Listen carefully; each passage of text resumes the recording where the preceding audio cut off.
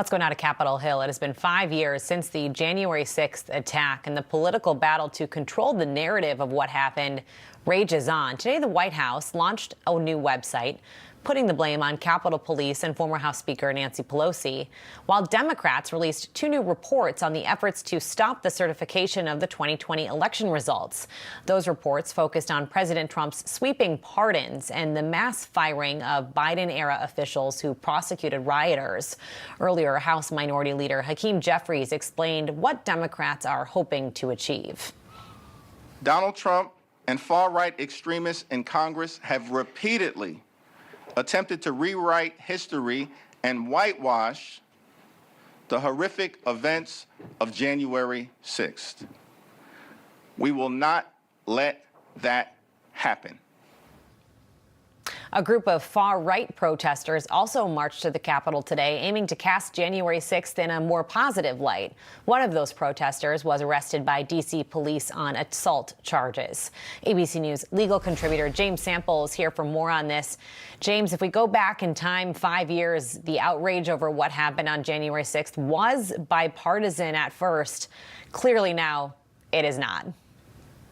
Elizabeth, I think you couldn't lead that question any more effectively. I mean, the disgust, the outrage was bipartisan until it wasn't. And it certainly is not now, which is to say it's hard to remember, and you clearly do, but it's sometimes almost a mental exercise to recall the degree to which, even in the days immediately after January 6th, as late as January 12th, the New York Times was reporting that Mitch McConnell, among others in the Republican Party, and he at the time, of course, the Senate Majority Leader, were speaking quite clearly and saying that what happened was an impeachable offense and that the process of a conviction in the Senate would lead to the Republican Party having a chance to move on, those were McConnell's words, as reported by the Times anyway, from Donald Trump. And yet 5 years later, not only did that not happen, but in many respects, that day and the horrors of that day have been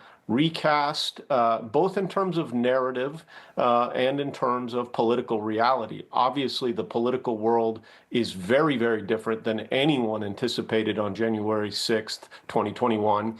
But the narrative has been changing as well, and you let in with that website.